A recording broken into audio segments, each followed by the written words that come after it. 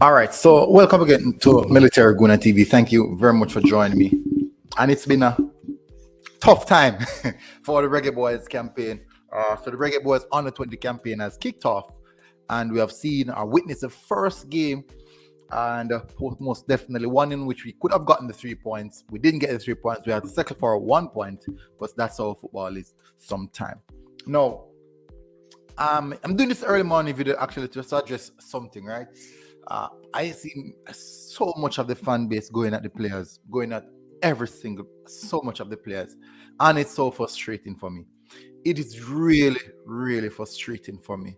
But nevertheless, before I get into details, I might say some stuff that let me make it from now. I might say some stuff that you guys might not agree with, but not because you don't agree with it, you should come at me and how should I put it now? You should attack me. Do not attack me like how you're attacking the players, in which it is not right on all levels. So hit that like button and most definitely hit that subscribe button if you're here for the first time. No, let me make this clear. I am someone who watch football from grassroots level. I watch under 14, under 13, under 15, under 14, under 16, under 17, the Costa Cup, Manning Cup, the under 20. So I keep in contact with youth football, grassroots football. I've spoken to many young footballers. I won't say I'm an old man, but I have been through that and I have been a part of those systems. For all those who have been a part of that system would have understand how sensitive young football players are. Yes, we might view them in our mind as seasoned professional, but that is how we view them. Many of them are young players. As I said, I've spoken to many of them, even some of the players that we're speaking about. And if you hear these guys, listen, you'd never believe they are just young men, just the same as when we were 19, 17, 18, 19. It's just the same. Now, quite a few of the players on the pitch were 16 years old, 17 years old, 18 years old. At that age, I'm telling you, most of us don't have the mental fortitude to really withstand certain things. So what I'm saying is this, right? All I'm saying is I see so much people going at individual players. It is as if they are speaking about the seasoned professionals who are doing it, who are doing it for years. None of these players on the pitch are seasoned professional. Not one of them. The most experienced one on a professional scale would be Jamar Clark. He would be the most experienced one on a professional basis, and he hasn't hit one full season in championship as yet. We should be very careful in how we analyze these young players.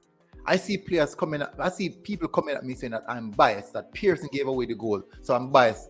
At the end of the Pearson didn't give away the goal. He lost the ball, and there was actually 2 phases of play after that. He lost the ball. Rochester didn't close down the man fast enough to stop the cross from coming in. Bradley Morgan was ball watching, and he didn't pick up his marker.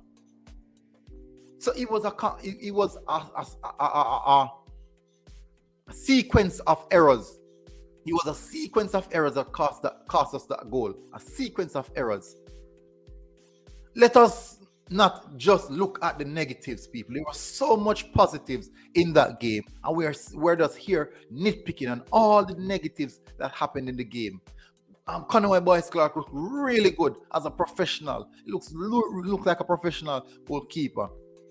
Ramin Blake looked really solid in defense, despite would want him to be in the midfield. Malachi Douglas looked extremely good in the first half. Duncan was very much active. Why are we not discussing these things? Why are we only speaking about the negatives? Christopher Pearson did not have a good game. And I did say that. It seems as if people want me to come and bash a player. I will not bash any one of these players. I will not bash these players. These are young players. Yes, you can say anything you want. You can say anything you want. But many of us who are here bashing these players, some of these players could be our sons. Many of them could be your own child. And we're here beating down on these young men like as if they should not have a career in football. And they shouldn't even try. If you want to say that these players are not good enough, do not beat the players for being there. Beat who put them there. If you believe that they are not good enough, do not beat the players like that. We're speaking about young semi-professional players here. They haven't hit the heights as yet. We want to do. It's a case that we want to kill their career before it even starts. Come on, people. Come on. We have to be mindful in how we do things. I'm so upset because of some of the videos that I've seen and some of the comments that I've seen. I'm so upset. I'm really upset. We should be professionals.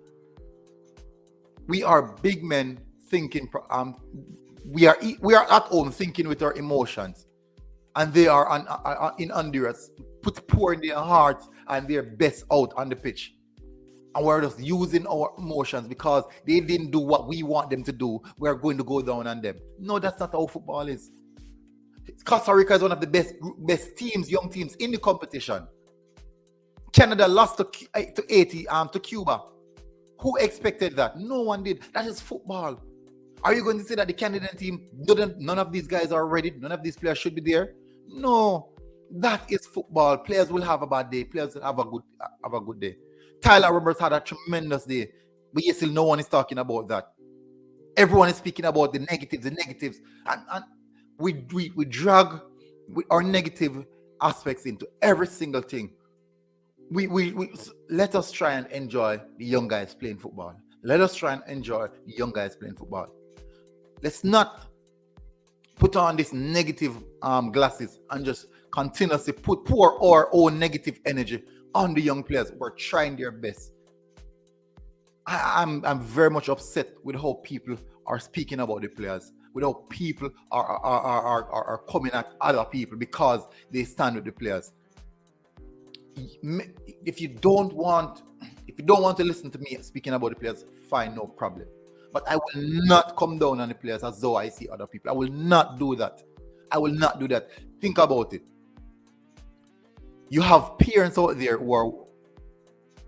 people out there right now as fans who are very much could be the grandfather or the father of some of these players. And I'm telling you, if that was your son or that was your grandson, I am sure you wouldn't want anyone to come down on him like that. Yes, you'd want him to be criticized, but not be. Basically, that is basically just pure aggression towards the player.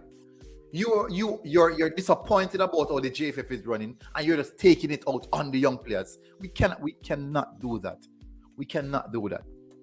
It was a good result. I think it was a good result. If Duncan had scored a penalty, I don't think that would be exaggerating on all these aspects right now, or are pinpointed individual players. We're always looking for that one person to blame. We're consistently looking for that one person to blame rather than try and to see how we can look at things on a holistic view.